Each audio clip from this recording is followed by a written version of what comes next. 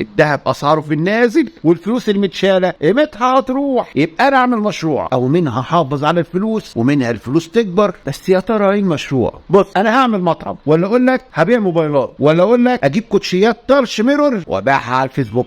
حلو قوي اللي انت بتقوله ده، بس لازم تعرف حاجه مهمه قوي، ان فهم دراسه وتحليل السوق اهم حاجه لازم تعرفها، وما تبقاش زي زهير. مين زهير ده؟ ده واحد صاحبي ما تعرفوش، كان عامل نفسه فيها رئيس مجلس مدينه سلعه في المنيا وجامد وكده. المهم عايز اقول لكم ان اتقان المهاره دي ممكن يساعدك جدا على تجنب خسائر محتومه، وخصوصا لو عايز تدخل مشروع جديد وعايز تستثمر فيه، وفي استثمارك مش هيبقى متناسب مع حجم السوق. ففي مشاريع كتيره بتدخل ربح طالما في نطاق معين، لكن لما تتوسع بتخسر، علشان عملت دراسه وتحليل السوق في الاول وما عملتهوش لما توسعت. طيب افهم بس يعني ايه دراسه السوق. في 3 مفاهيم تلخص لك يعني ايه دراسه السوق، هم التام والسام والسر. احفظهم معايا. هنتخيل انك فتحت مطعم وجبات سريعه وعايز تعمل سلسله للمطعم ده زي KFC وماك واي ابو حاجه السوري. فاول حاجه لازم تعرفها ان تام يعني حجم سوق الوجبات السريعه في مصر، وده سهل ومتاح، وليكن 30 مليون شخص محتاج السلعه دي في مصر. بس بعد كده لازم تعرف السام، يعني حجم السوق ده مع وجود المنافسين. لو موجود في مصر مثلا 5000 مطعم وجبات سريعه، هنقسم ال 30 مليون على ال 5000، يبقى الناتج كام؟ 6000 شخص محتاج السلعه دي. خلي بالك ان ده في مصر كلها. طب لو حددنا المنطقه الجغرافيه بتاعتك وكمان متوسط الدخل في المنطقه دي، هنقول هتفتح في مدينه نصر القاهره مثلا، يعني هنشوف الكثافه السكانيه ونعرف نسبتها من القاهره اللي هتاخد منها نسبه من مصر كلها. هنقول ان بعد الحسابات دي هتخدم 3000 واحد محتاج السلعه بتاعتك. هنيجي بقى للحسبه الاخيره وهي السم، وهي حصتك في السوق من ال 3000 دول. يعني لو فتح في عباس العقاد مثلا، فهتقسم الرقم ده على 10 على الاقل، فيبقى حجم الطلب عليك هو 300 شخص محتاج السلعه دي في المنطقه اللي تقدر تخدمها. فانت احسب بقى حجم الاستثمار بتاعك مقسوم على حجم الطلب اليومي ثم الشهري فالسنوي، وبكده تقدر تعرف هل المشروع ده مجدي او لا. شفت بقى العلم حلو ازاي؟ ولاي استشاره اداريه او دراسه جدوى ما تنساش تدخل على موقعي او تكلمني على رقم الواتساب.